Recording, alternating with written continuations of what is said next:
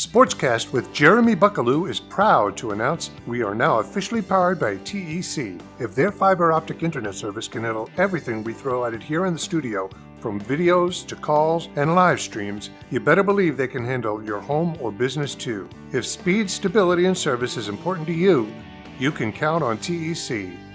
Thanks, TEC. Now let's get to the show. In a world that moves way too fast, there's one place that feels like home. Tater's Place in Paris, Tennessee. Where the sizzle of a smash burger meets the sound of laughter, and every plate tells a story.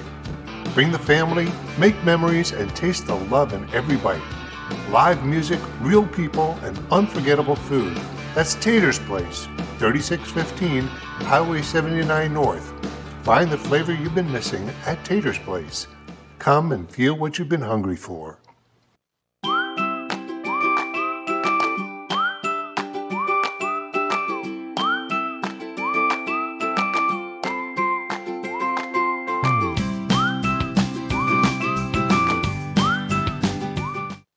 Are you looking for a fence that gives you peace of mind? At All Star Fence Company, we don't just build fences, we build confidence. Whether it's keeping your family safe, protecting your property, or simply adding curb appeal, All Star delivers unmatched quality, dependable service, and lasting results. Locally owned and trusted across West Tennessee, Kentucky, and beyond, we're the name homeowners count on for reliability and strength since 1971. All Star Fence Company, your first line of defense and your best choice for peace of mind. Visit allstarfenceandsupply.com today.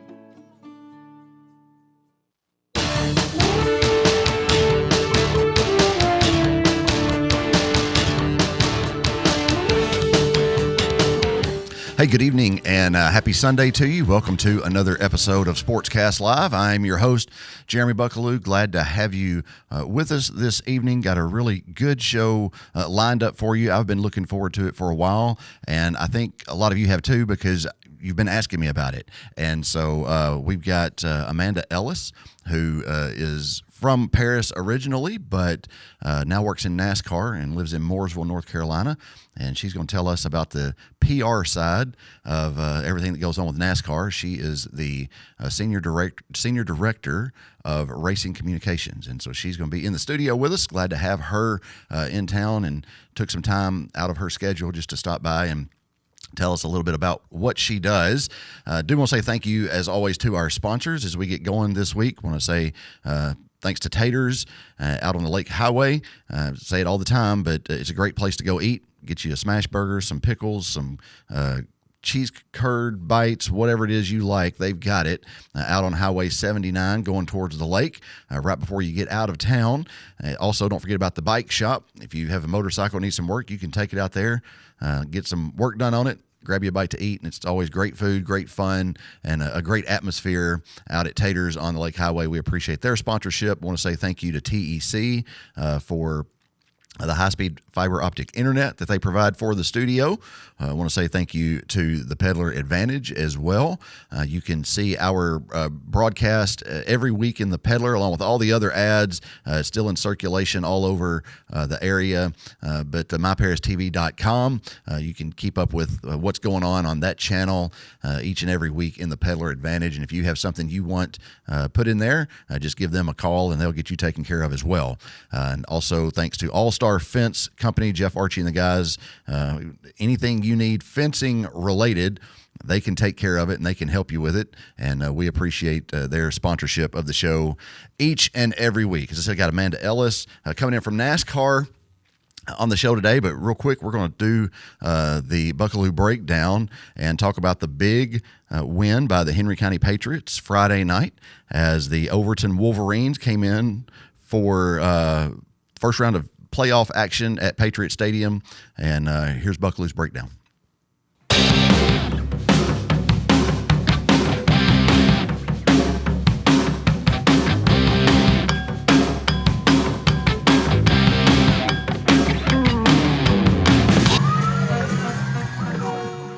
So as I said, round one of the TSSAA playoffs, 5A, Henry County coming out and looking good right from the start. Here you see a big run by Aiden Spellings, who had a record-setting week last week for the Patriots.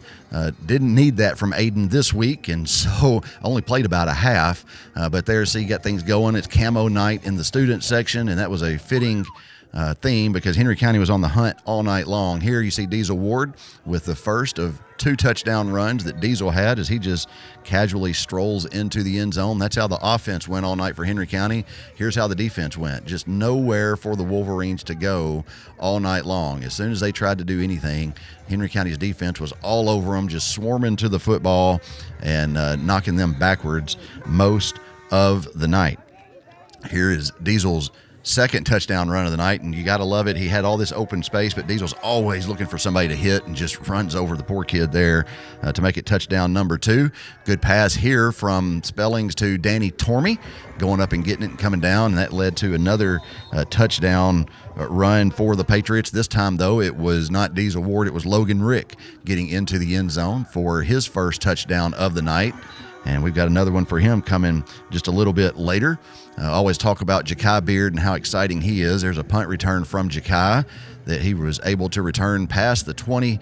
And you see, takes it about the 45-yard line. Then he is off to the races, gets to that left sideline and picks up a few more yardage. They finally were able to get him down, but Ja'Kai's always funny. It's always fun to watch. That led to another touchdown. Here you see Jackson Blasky getting into the end zone for Henry County as he dives over a Wolverine on his way to pay dirt. And it just didn't stop there. Ronald Patton here takes the pitch, and he gets into the end zone. Ronald is a freshman. That's what makes a lot of this night so exciting for Henry County as Logan Rick here gets into the end zone for touchdown number 2. And then the freshman showed up and showed out the second half for the Patriots. Marius Jackson here scores a touchdown for Henry County. He's a freshman. Caden Turner here, the quarterback for the freshman team, gets in for the 2-point conversion. And then here you see Ronald Patton again with a kickoff return. I talk all the time about how exciting Ja'Kai is to watch, but Ronald Patton is going to be just as exciting when his number gets called here for the next 3 years for the Patriots. Here, Drake Ward, you see he fumbled the snap, got hit, fumbled the football again. Doesn't worry him one bit. Picks it up, makes around the right edge, and into the end zone for another touchdown for the Patriots. And that is how things wrapped up for Henry County. Victorious 58-6 over the Overton Wolverines.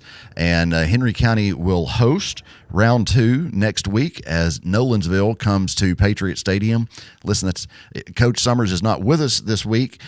He is in the deer stand, and so we wish him well in the deer stand, but he was going to hunt this morning and then cook for some other guys. And what I say this morning, we're pre-recording this show, but Coach Summers wasn't able to join us for it, but I know he would tell you we need Patriot Stadium packed and full on Friday night when Nolensville comes to Henry County. Nolensville's a very good football team. They've been a good football team for a while, and they're going to be a challenge for the Patriots. And so show up and be loud and be proud of Henry County. But that's this upcoming Friday night at 7 o'clock out at Patriot Stadium, round 2 of the TSSAA playoffs. So good luck to the boys and go Big Red. We're going to take our commercial break, and when we come back, as I said, Amanda Ellis with NASCAR is here with us, and we're going to talk to her and find out all about the public relations that she does as the Senior Director of Racing Communications for NASCAR. Y'all stay with us. We'll be right back. In a world that moves way too fast, there's one place that feels like home. Tater's Place in Paris, Tennessee, where the sizzle of a smash burger meets the sound of laughter, and every plate tells a story. Bring the family, make memories, and taste the love in every bite. Live music, real people, and unforgettable food. That's Tater's Place, 3615 Highway 79 North. Find the flavor you've been missing at Tater's Place. Come and feel what you've been hungry for.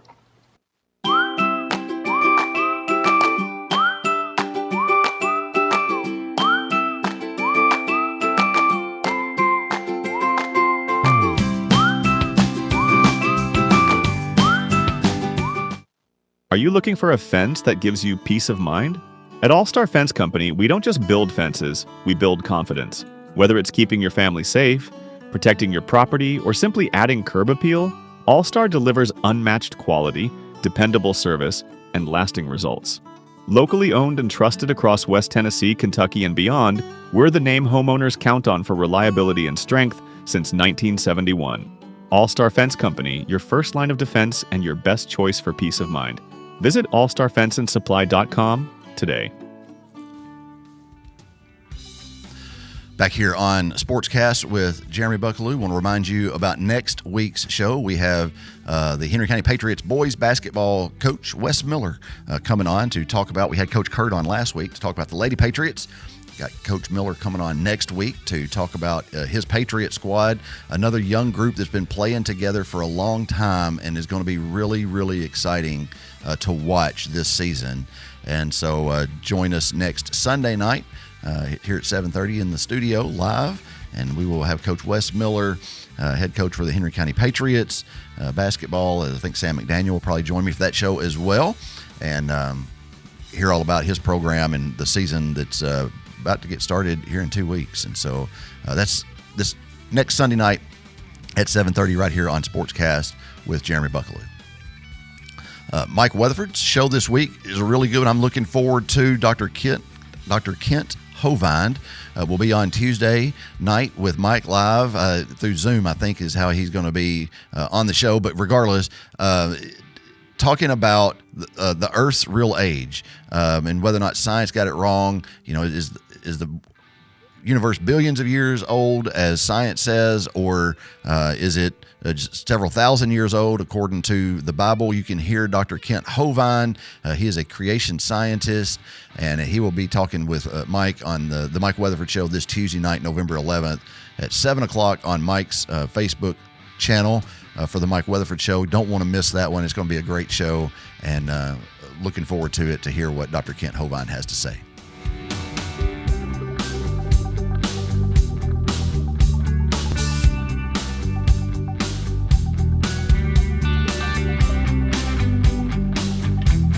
Back here on SportsCast with Jeremy Buckelew, joined in studio by a young lady who has Henry County roots and has moved on to bigger and better things. I don't know if there's anything bigger and better than Henry County, but you know what I'm talking about. You know, Amanda Ellis, who, if I call you Amanda Jones 15 times throughout this show, just ignore it. It's okay. You'll always be Amanda Jones to me. But Amanda, welcome. Glad to have you, and glad you could make it in from the early morning. What time did you get up this morning? Probably around 3:30. Yeah, by the time I had to get to the airport. Flew in from Charlotte, yep. And I know a lot of folks watching this know you because, like I said earlier in the show, that I think this has been probably one of the most asked about shows that I've had. Like, hey, you've got Amanda coming on. What are you on? I'm like, we're just going to talk about everything. And so know a lot of folks are watching and appreciate you being here. For those who don't know you, just tell a little bit about who Amanda Ellis is. Sure. Well, thanks for having me. I was born and raised here in Henry County. My parents still live here. I have two grandmothers who live here. My aunt lives here as well. So I have lots of family still here in Henry County. I do try to get back as often as I can. But my day job is working in the communications department at NASCAR. So I work for the league itself. And I spend most of my weekends at a racetrack and enjoy it. Something I always wanted to do, working in sports. And I'm sure we'll get into kind of how I ended up where I am today. But I'm glad to be here. And like I said, thanks for having me. Oh, I'm thrilled you're here and can make it. And when I text you, I was like, hey, just whenever your schedule, because I know your schedule. I was like, whenever your schedule allows, you let me know when you're going to be in Paris and we'll make it happen. So I really appreciate, again, flying in this morning from Charlotte, landed in Nashville, texted me and said, hey, I'll be there about this time. I'm like, good grief, I didn't realize that. Anyway. Well, I'm used to being on the go and going fast, so it doesn't bother me at all. I get it. So you're from here. I've known you a long, long time. Yeah.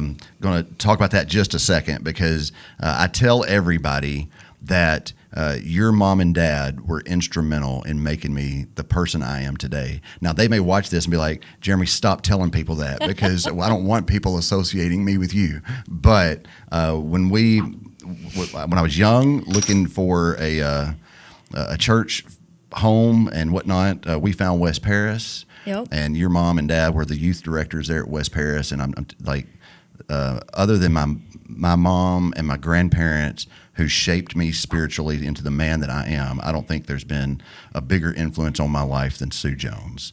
And so I just wanted to say that because I you know what your family means to me, I hope. And just, again, I wouldn't be who I was today if it wasn't for your mom. I think not only do I say that, but to your point, I hear that from many people who kind of went through. I will always call West Paris and our youth group the West Paris Posse because that's what we always called it. And I hear that often, and it always brings a smile to my face because I feel super lucky to have them as my parents. Sure. But it was fun to share them with so many other people as well because I am an only child, I should say, not only an only child. But I felt like I had a lot of brothers and sisters who came through because they started being more involved in the church when I was much younger than obviously when our paths interacted or crossed, I should say. Sure.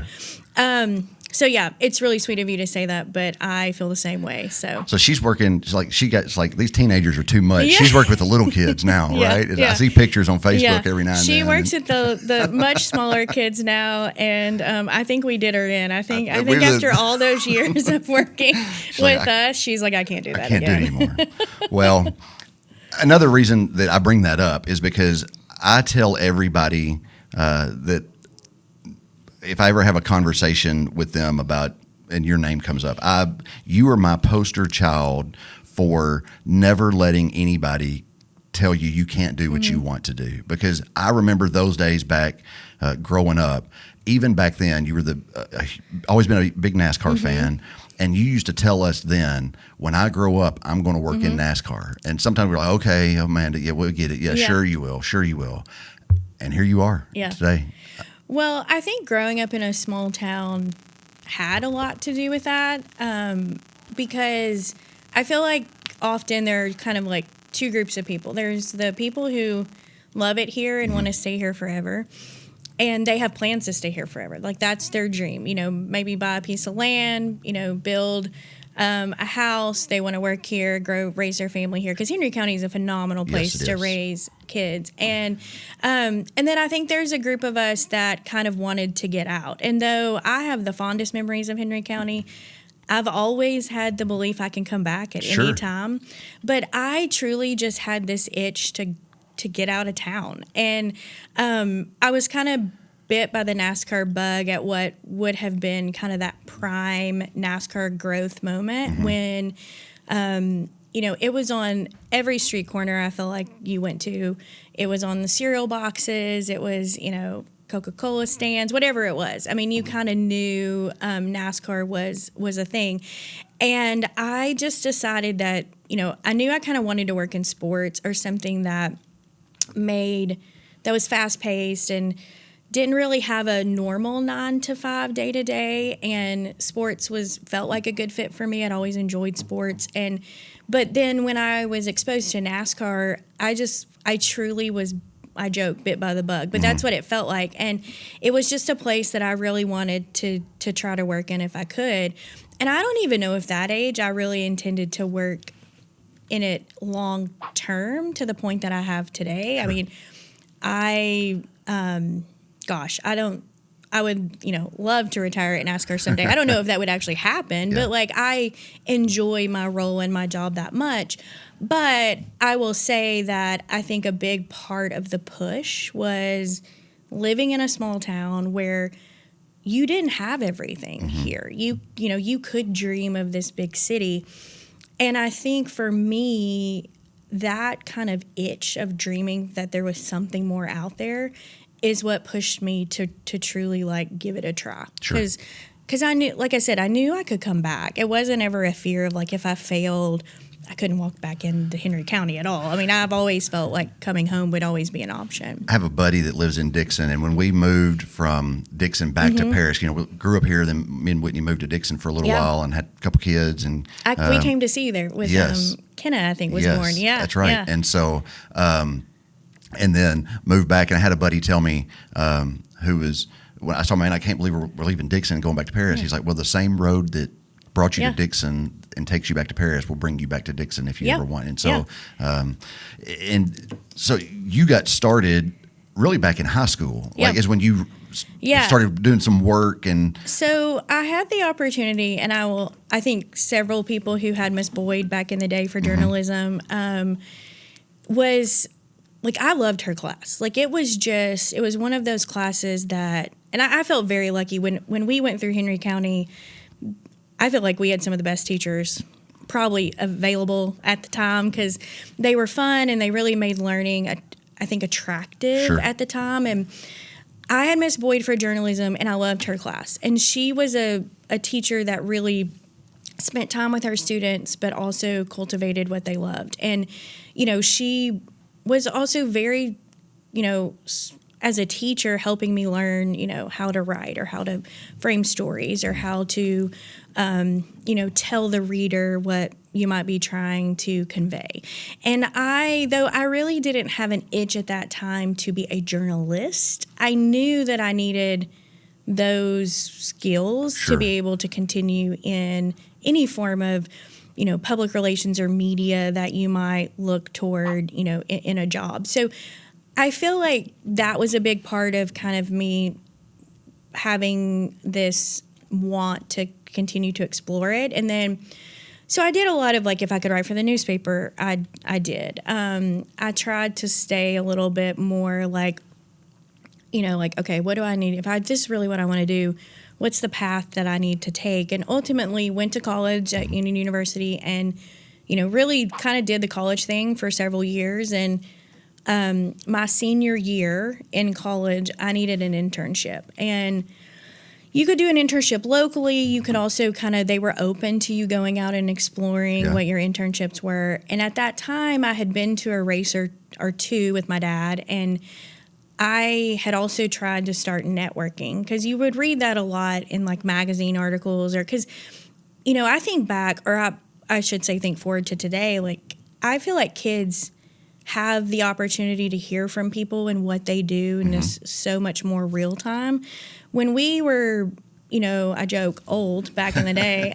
you were born in the you were reading newspaper articles or magazine articles, or maybe you caught someone's radio interview. But the social media landscape that it is today did not exist. Right. So I remember reading a lot about like networking. You needed to be networking. If you wanted to work in sports, you had to know someone. Well, I didn't know anybody in NASCAR. So I would go to races with my dad and kind of figured out how the lay of the land worked. And I would just kind of hang out at like the door or the area, the garage entrance that they needed to go into and just start like cold walking up to people and saying, my name's Amanda. I would love to work in the sport someday.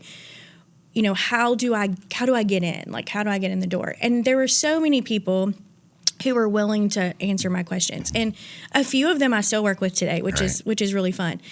And there were a few who were like, don't do this. You don't want to do this, and I think that happens from time to time. But I really, to your point, I didn't let any of those people convince me that it wasn't worth a try. But through that, I met a lady named Lori Schuler and got her card and just kind of had her information. So I sent her an email when I found out I had to do this internship, and you couldn't get paid. It was for credit, so I couldn't earn any money. And I just emailed her and said, I need this for school. I would love to help. Would you be willing to let me help? And oh, by the way, you can't pay me. So like I'm basically offering free assistance of some sort. I'm not out of college yet, so I'm still pretty green. But I was like, I'm willing to do anything. I just really want the exposure. And so through that relationship, I started an internship that actually went on for was supposed to be like a 3-month internship.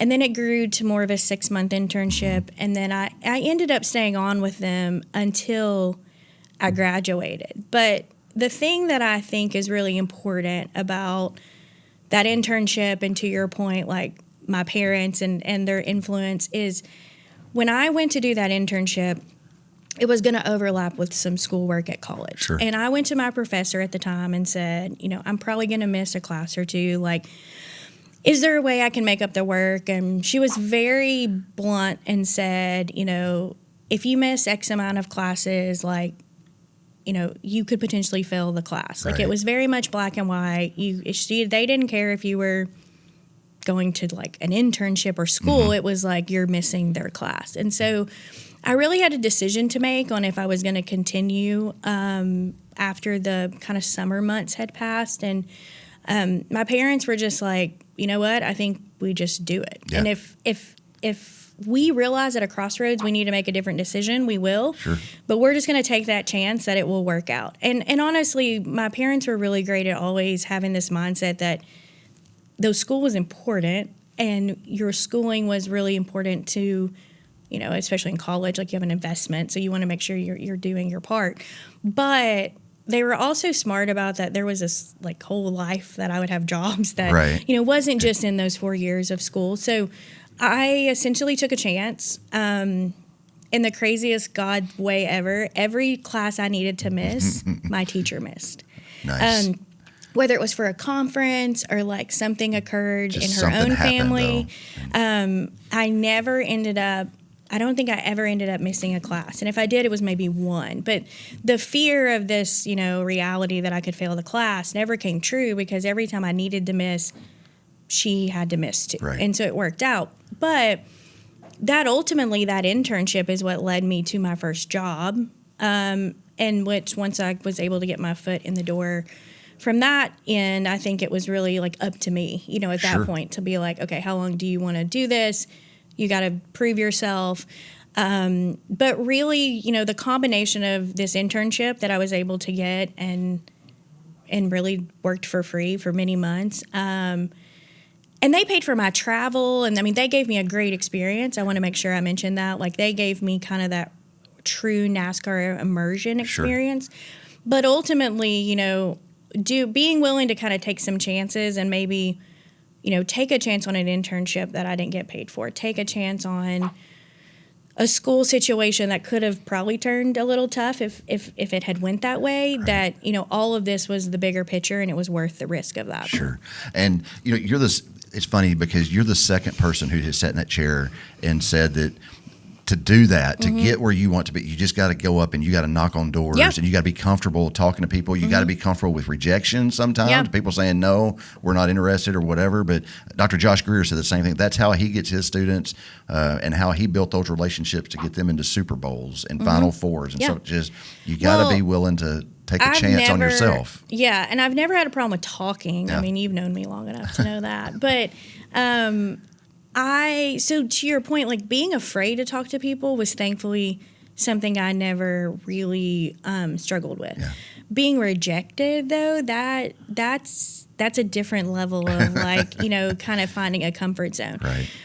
But honestly, like I still struggle with that today. There's still days that like you think you have this great pitch and you're going to call a media member and you're going to pitch your heart out and they will still say no, and you know it's a great story, but it may never see the light of day, or it may see the light of day 2 years after you originally planted the seed.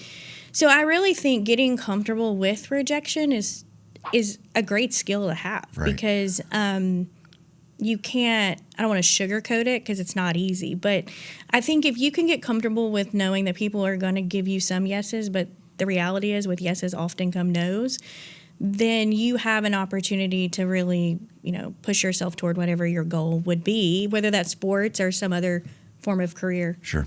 So you started in Mount Juliet, really, with Bobby Hamilton Racing. Yep. And so, because I remember I was in Nashville one day and I called you and I was like, hey, I'm in Nashville, just like to drop in and say hey or whatever. And you showed me the shop and it was awesome and whatnot. But is that where you met John as well? Or when did you and John meet? Yeah, so John and I essentially worked at Bobby Hamilton Racing together.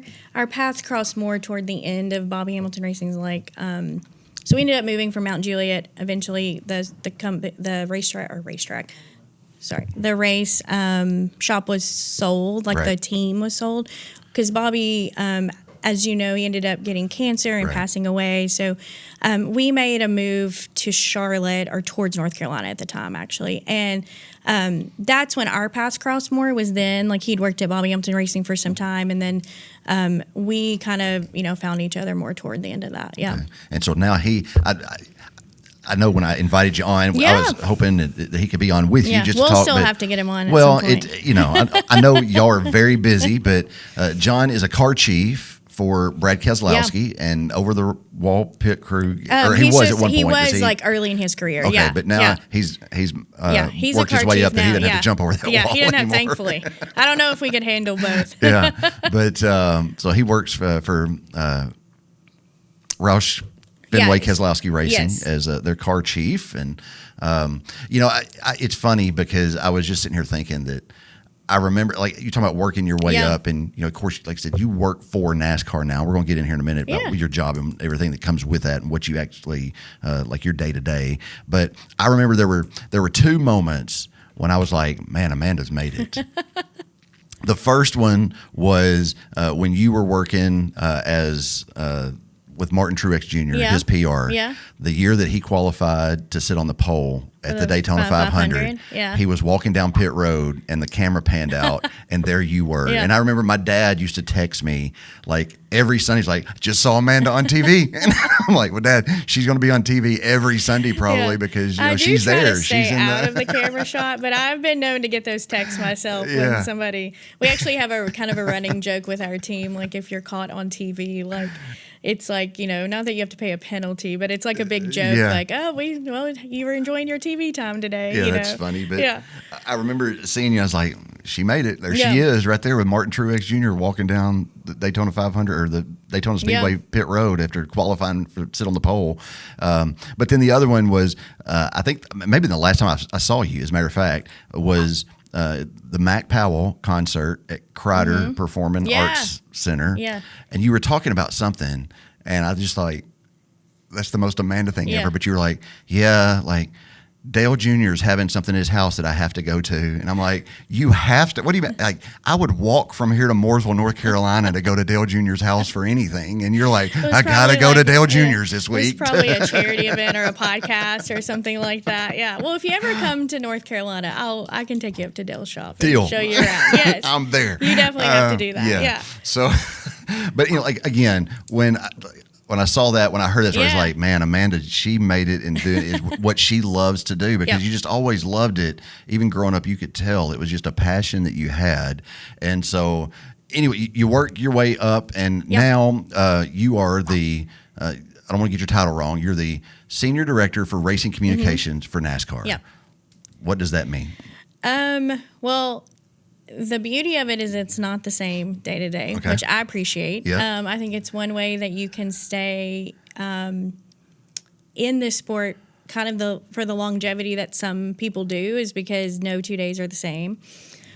But ultimately what that means is anything you kind of see at the racetrack, our team is navigating or handling. Okay. So if, you know, my day to day kind of like on a Monday to a Tuesday is really just going through. So I help book and kind of confirm all the media availabilities that are held throughout the week and the race weekend. So that can be anywhere from, 3 to 4 drivers that are featured on the desk, which is where there's kind of a formal backdrop, a formal mic. There's video of it. It's kind of like if you were watching, a NFL player be available to the media. It's very similar to that.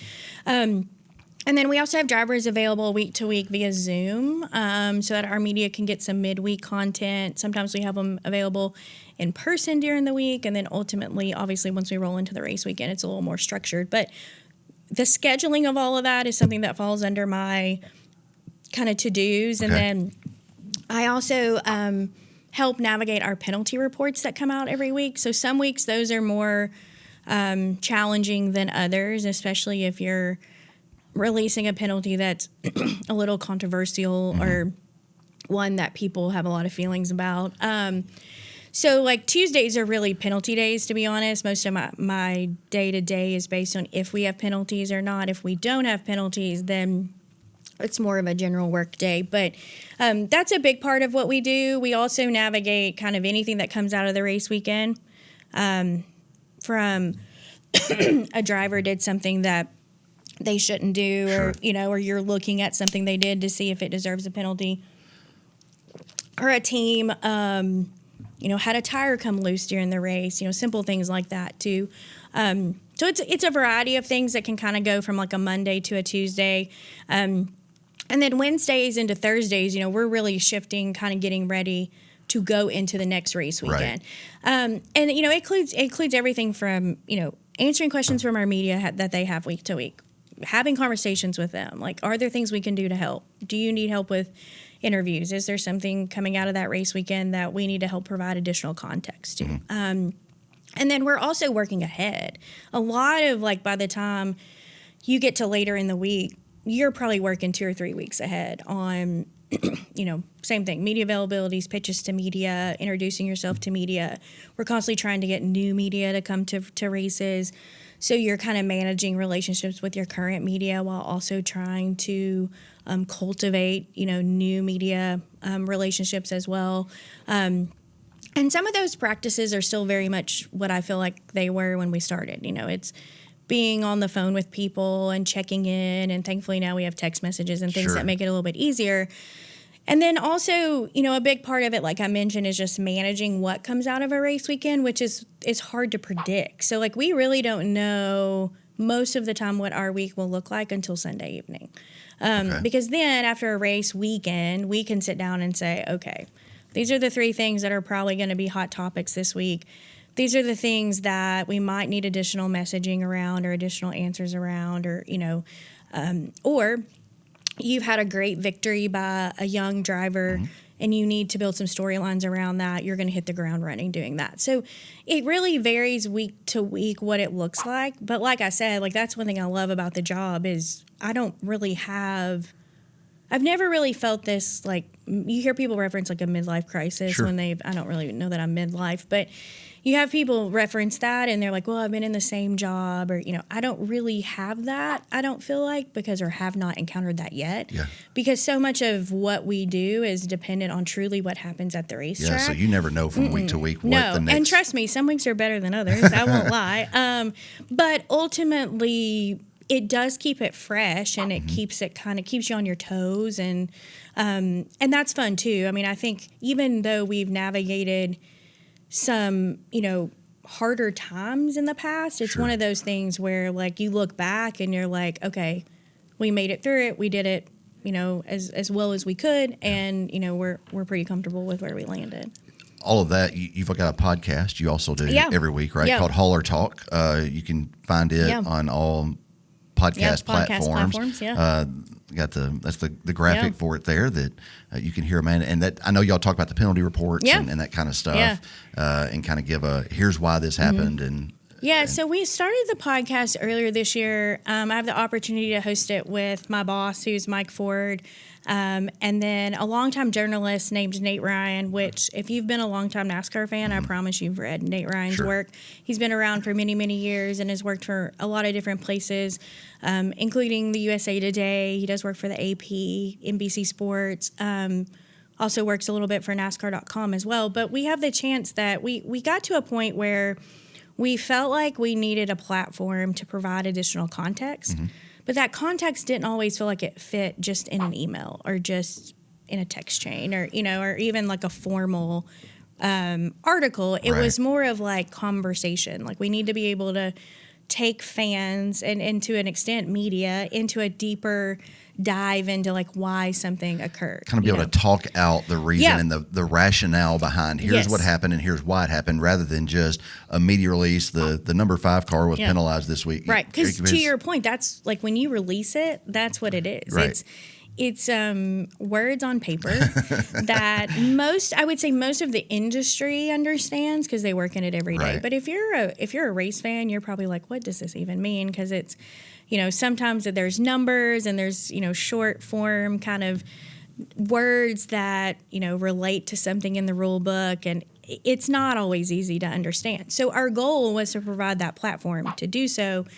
And we really wanted someone like Nate to be a part of it because without it, we were very confident fans would be like, "Oh, that's just state-run media. It's just they're just saying what they think exactly what will believe." Yeah, NASCAR wants them to say that. That's what they're going to say. So we asked Nate to join because we felt like he was important to telling the story from a media member's perspective, and he does. I mean, he hits us hard every week and. Some weeks are more fun to answer questions than others, but we were committed from the get-go that we would answer the questions on the hard weeks and enjoy the questions on the not so hard weeks. But and then throughout this season, we try to sprinkle in a few things here and there with interviews from people. For example, when we go to a new racetrack, there's a group of people that before we even announce we're going to a new racetrack, there's a group of people that go and they walk the track, they look around it, they ask the right questions. Can we race here? If we do race here, what's the investment? What does it look like? Various things like that. And, and then once you announce an event at a track, which we've had new events here more recently than ever, and they go in and really start building a plan. So these things have to be done before we show up for the official race weekend and things like that. So recently we had a guy by the name of Jerry Kaproff on who really kind of told that story to fans, that we're able to say okay, so you just heard us announce that we're going to go race in San Diego next summer. And it's this really cool opportunity to race on a naval base, but how are we even going to get there? And Jerry had the chance to really explain what that looks like on his day-to-day. Sure. And that was really our goal, was to be able to really provide background on calls week to week, and then also sprinkle in kind of behind the scenes context and stories from people who work within the sport. Because I think if all you do is turn on the TV on a Sunday afternoon, which is really all we ask our fans to do. Show up in the stands or buy tickets or show up watching on television. There's so much more that goes on behind the scenes and so much more that happens that this allowed us the opportunity to talk about that more. Well, I was going to say, I can't even imagine just the behind the scenes stuff that goes on in the organization, because so you're talking about NASCAR as a whole, the governing body. Yeah. But then, unlike the NFL and the NBA and all that, you have 40 plus people racing in a weekend. I realize, several of those teams have multiple cars, but still, you're dealing with so many different teams on a weekly basis. It's not like when y'all all show up at Talladega, it's just Hendricks versus Roush Fenway, Keselowski, and those two teams are going to try to win the race. I mean, there's so many people and so much stuff going on that. It's sometimes it's often referenced as it's almost like we're our own little traveling circus. Yeah. And in some ways, to your point, if you take the NFL for example, there's a series of home games that happen. We'll use the Tennessee Titans. The Tennessee Titans have X amount of home games. They're playing at home. Their equipment's at home. They are in their home space, right? Everything's ready to go. When they play away, they have to load all that up. Right. They have to carry that to where they're going. Obviously, we know that takes effort and, lots of movement, right? And every weekend, y'all have an away game. And every weekend, we have an away game. Yeah. And I think that's something that sometimes can get lost. Yeah. In the sport of NASCAR, is that truly every weekend is a new away game. And our industry does such a phenomenal job of showing up on time and parking the haulers. And, and we're spoiled in a bit. Sometimes we roll in and, it's easy to forget, all this stuff showed up on time, the people parked, the haulers are ready to go, and we're going to open the gates for the race weekend, and then there's been a whole crew at that facility that's been working for days, not days, months, really, just getting it ready to go. And I think it's one of the coolest things about our sport is that we get to do that every week, and we get to go somewhere new, and we get to go and stay in little bitty towns that I would have never known about if it wasn't for this job. And you learn we have favorite restaurants in certain places. We have shops we go to because, and we might only go there once a year. Sometimes we get lucky and get to go to some places twice a year. But ultimately, you build these little communities and you learn about them. And you have a chance, I feel to bring they're sharing their community with you because they're the race fans showing up every week. Right. But in a lot of ways, we have we get to share our community with them too. And it's a really cool thing that I think is very unique to NASCAR and something that makes it really special. But I mean, we could spend a whole nother podcast going through logistics of like what it takes to set up and when people arrive and I was going to say like that. Another thing too that you don't even think about is, with the truck series and then the Friday night racing, Saturday races, Saturday, Infinity, and the Sunday racing. Y'all are there like. It's not just show up Sunday morning, do it, and then come back. Like you're there all weekend. Yeah. For how many weekends a year is the season? From February, y'all just finished. February to November, it's 38 Good weeks. grief. And so y'all just wrapped up another season. Kyle Larson crowned the two-time champion. Got a good picture of you. And is this you and your team here? So this is a large part of our team. And I will say, even though I will tell different stories today, there's a large, team that works together to make all of this happen from the communication side. I'm definitely just one member of that. But that's our team that was on staff this past weekend in Phoenix. And that was Sunday evening after we had completed our kind of championship media run of show, all the things that go with that. And had a chance to kind of grab a team photo, which we try to do from time to time. We don't always get the chance to capture those, but when we can, we try to. And, to your point, like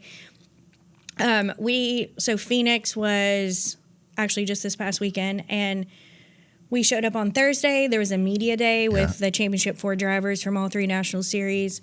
There, we crowned a champion on Friday. We crowned a champion on Saturday. Crowned Kyle Larson on Sunday. And then we rolled straight into our end-of-season awards banquet. Right, that's Tuesday night, right? That was Tuesday night. And then, ultimately everyone made the trip home from Phoenix on Wednesday. But, those are long weeks. I don't want to sugarcoat that. I think if you go into sports, you have to be okay with working. You're going to have long weeks. And long hours and travel and things that go with that. And y'all have the extra... Like sometimes the weather throws chaos into what y'all can do, and you got to push a race day back. Sometimes they're running on a Monday versus a Sunday when it was regularly scheduled. So you have to be kind of willing to commit to a lot of what you can't control. Sure. And but I will also say that like even though a week like Phoenix, you look back and you're like, okay, we were at the racetrack a lot of hours. It was also like a ton of fun. Yeah. Like there was so much like it's what you do and it's your job, but I have always been very proud of the fact that not so much that like I left this small town and chased this dream to go work at NASCAR. Like I love that I achieved it. Yep. But I really love that I achieved the opportunity to have a job that I love. That's the biggest thing, right? Yeah. It's as cool as it is. And I was just, again, sitting here thinking like, I'm not going to ask you to do this, but I bet you could pull out your phone and just about any driver that somebody could name, you could have them on the phone in a matter of minutes. Within reason, I definitely could have their PR rep and so, on speed dial. But you know what I'm saying. But as cool as that is, yeah, just doing something you love every day is way cooler than even that. Yeah, and I think it's also like the one thing I've realized in working in sports is how many jobs there are in sports. And I think this is true for football, it's true for baseball, it's true for racing. It's true for really any what I would consider major league sport is having the chance to, I think, know that, for example, there's crew chiefs and car chiefs, there's engineers, there's IT people, there's stats, people who just live in the stats world because, that's such a big part of sports. There's media, there's communications, there's marketing, there's people who, the pit crews, like you mentioned, a lot of our pit crews today are, either former college athletes or athletes who really had hoped to go pro maybe in the NFL, but things just didn't pan out. We have a lot of those type of athletes who make their way to NASCAR, and some of them have some incredible stories, and a few of them have played, at the University of Alabama, and just some, have these great like college stories or careers, I should say, instead of stories. But, it's really like that's the one thing I try to tell people if they ask me like, well, I would love to work in sports, and I'm like, there are so many jobs. Like, don't ever feel pigeonholed to one thing, because what you may see me as working in communications, there's so many more opportunities for people to explore something they love and have. I mean, camera, like, you can't put on a race without cameramen and audio and ladies who else, know how to do all of the back end of putting on a broadcast. And I think that's probably what I've enjoyed the most about once I was able to kind of crack into the sport is seeing a lot of behind the scenes and all the opportunities and the teamwork that it takes to get. I mean, we joke just to that Sunday, which, you know, the NASCAR Cup Series is, you know, our premier event. And what it takes sometimes just to get to that day is a lot at times, because your point, there could be other delays that come into play that you have to navigate. But ultimately, when, you know, I always say this, I know my time in this sport has probably reached the end when I stop getting chills or tears on the Daytona 500. Like, if I'm standing on pit road in the Daytona 500 and the hair on my arms are not standing up and I don't have tears in my eyes, then I know it's time to go. Yeah. Because it is one of, if not the best event we have all year long. You know, where the Super Bowl is often at the end of the football season, we say our Super Bowl is at the beginning of the season. And it is something that it's just hard to describe what it feels like. But when you have a chance to work, you know, victory lanes, and you have a chance to work, you know, celebrations at championship stages and things like that, like my job has given me this great opportunity to do, you also know what it means. And I think, you know, I've always said, like, I've never had a driver pull into victory lane in the Daytona 500 and be like, I don't want to be here, right? Like, most of them are just overjoyed and thrilled, and especially if they've never won before. If they've never won, it's their greatest, or one of their greatest achievements, if not the greatest achievement they've had. And I think those are the moments that are really, that you stop and you think to yourself, like, okay, this is cool. Yeah. Like, I think you try hard to keep the cool factor balanced because it is your job and you want to put on a good representation for the league. And, you know, you definitely don't want to, fangirl and things like that. But what I will say is, it is truly, there are moments where you stop and ask yourself, like, okay, this, like, 12-year-old Amanda would think that this is very cool. So that was, when you said that, and I was fixing to just lead in, and God, I wish the show could be longer than an hour, because, you're going to have to come back at some point. I'm sorry. I'll bring John next time. We'll have some new content. Yeah. But what moment did you see somebody at the race and turn into fangirl? I was like, oh my gosh, there's whoever. Do you have a moment like that? I mean, because I don't mean this ugly, but like every day going to work, I would be fangirling out because you see all of these people that we watch on TV every Sunday drive and seeing commercials and all that. And it's just another Tuesday to you to see them or whatever. You know what I'm saying? And so was there a point when you saw somebody at the racetrack that weekend, you were like, oh my goodness, there's Michael Jordan. Yeah. You know? I think... You're like, no, Michael's cool. I think it's one of those things where sometimes it is like you might have a celebrity that comes that you thought, I never thought I would, see these people.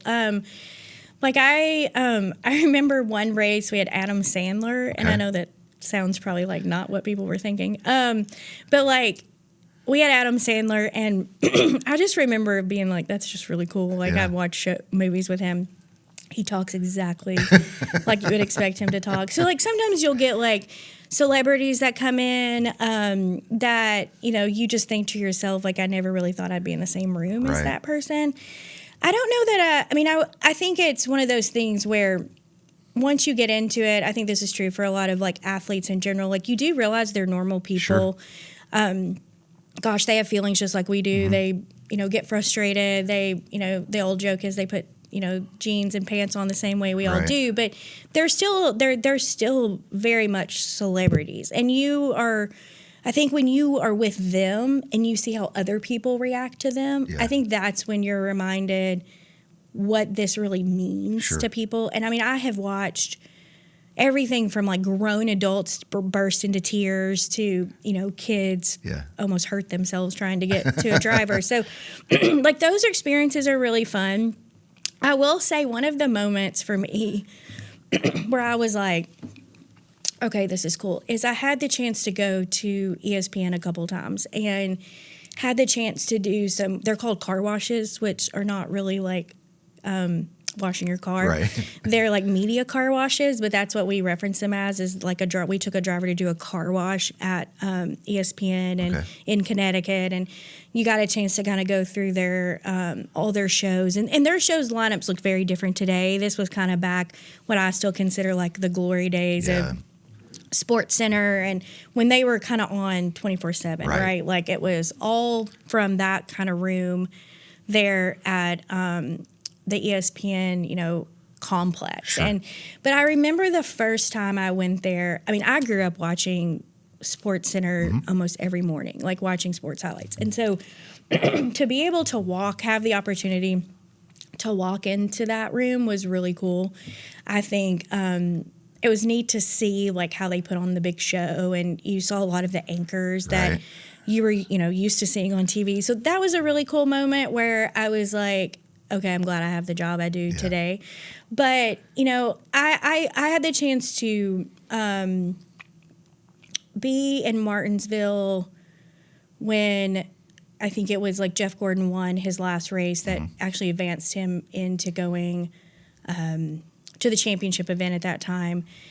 And that was such just a kind of a cool sport moment that he had won, and made this kind of crazy, like won the race, was going to the championship. Like, could he pull off another championship? Being around Jimmy Johnson for his 7th championship was pretty cool. Like having the opportunity to be present for that is something I think I will always remember.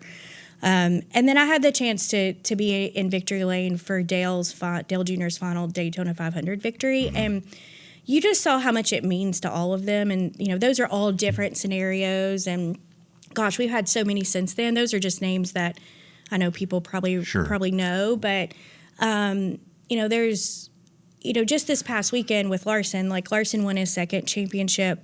I was present for the first time he won as well. And I just noticed even in, for example, one of his kids, his youngest, Cooper, he wasn't born when he won the first championship. Right. So, like, seeing Cooper's reaction to that was really fun. And it was neat to see, like, he's, I think, right around 4, probably 4 years old. And his excitement in seeing the confetti and the trophies and, kind of the celebration that goes with it was really fun to witness, because I feel like his older brother and sister, they've done that before. So it wasn't new to them. It was just another opportunity. But to him, it was like a whole new playground. Sure. Yeah. So have y'all season ended, as you said. I don't know that you have such a thing as downtime, but has your week been filled with questions of whether or not Denny Hamlin's going to be back next year? Or is that more focused towards his race team? That's really more focused towards his race team. I have no doubt he'll be back. Okay. I feel like Denny's I feel like in that moment he was probably just, I truly believe he was still processing, right? The disappointment that came with that. But as far as like those questions, they would be more for the race team. Okay. I didn't know if y'all get calls about, hey, less for the league. I mean, sometimes you'll get calls, but you typically would send them straight to his communications rep is Tyler Overstreet. So we would really send those to Tyler. But ultimately, I think he'll be there next year. Last thing, because again, I appreciate you being here more than you know. I know you're tired and probably want a nap or whatnot. No, you're fine. I run on coffee. It's all good. You were always a Jeff Gordon fan growing up. Is it hard now that you're in NASCAR? Like, do you have to stay neutral? Do you have a favorite driver? I mean, your husband works for Brad Keselowski, but how hard is it to go to a race and just be even keel Amanda and not be like, come on, number 6, you know what I mean? And it's a good question. I will say that it's really easy to do. It's easier to do than you probably think. It's probably easier to do when you know all the teams like, and you're involved with it as much as you are, right? I always say that, like, and there's several of us in the industry that have talked about this. Like, we truly grew up in the Jeff Gordon era. Yeah. Like, I mean, he was he was the driver during really like our childhood into, high school years. And so I always say like Jeff was a driver that made me attracted to the sport, that allowed me to kind of, have this passion to try to make it in the sport. But once you're in the sport, you really do check your fandom, at the door, so to speak. And you have to, because your job shifts from, when you work on the team side, this is actually a great question. When you work on the team side, you're cheering for your team. Sure. That's your goal. Yeah. Like, your goal is that your team's in victory lane every day. Right. When you work for the league, you're cheering for all of them. Yeah. And you're cheering really for kind of the best storylines of the sport. And you really do. There are moments where you will sit back and you'll be like, okay, that was really cool to see that organization achieve that. But I will say, as far as in reference to John, it's very hard. It is something that I have to keep very neutral. And I know we know our lines, and we don't talk a lot about work at all. Sure. We're both very committed to our jobs and our roles, and we don't try to mix those often. But I will say that on Sunday, we had the green white checker there at the end, and so we were having a restart, and the 6 car was in the lead, and they had, when that pit cycle hit, they stayed out, so they were in the lead with like 2 to go, and I was on my way to the championship stage, like kind of to get in my position where I would go, and so I wasn't really kind of watching. I was kind of trying to like somewhat pay attention more to the championship race than that particular moment there.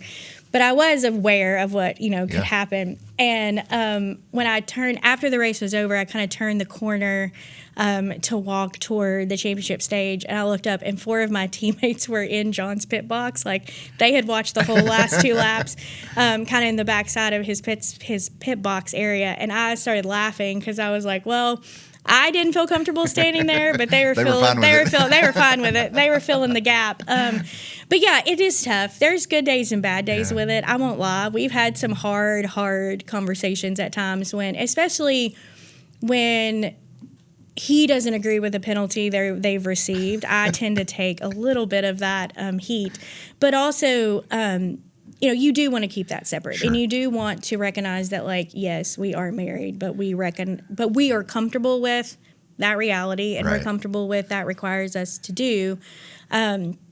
But there are days where you have to be very, very careful, that you're not showing any fandom with that. And my boss also knows that if I ever start to show that, he has permission to tell me that I have to knock it off. Yeah, for sure.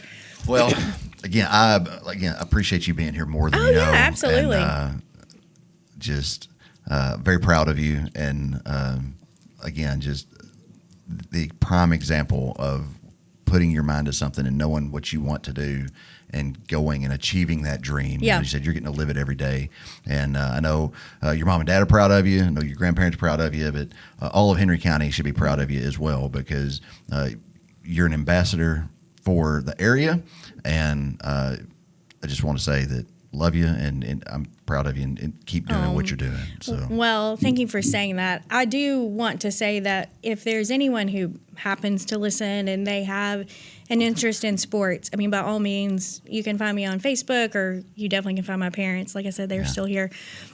So just know that if there's anyone who wants to work in sports, I'm always willing to sit with them and help them map out what that looks like. It doesn't have to be NASCAR if they're just interested in sports in general.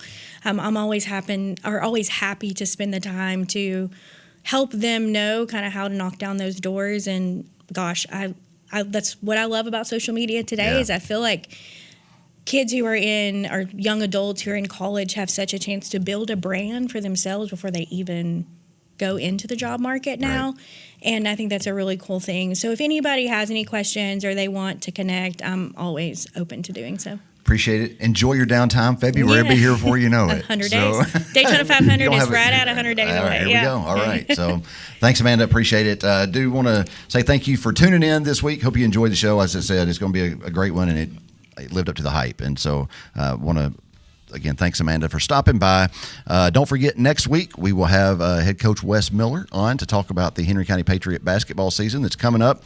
They start play November the 18th over at Crockett County, and I think their first home game is November the 20th. And so Coach Wes Miller will join me and Sam McDaniel next Sunday night here live in the studio to talk about Patriot basketball. You won't want to miss it.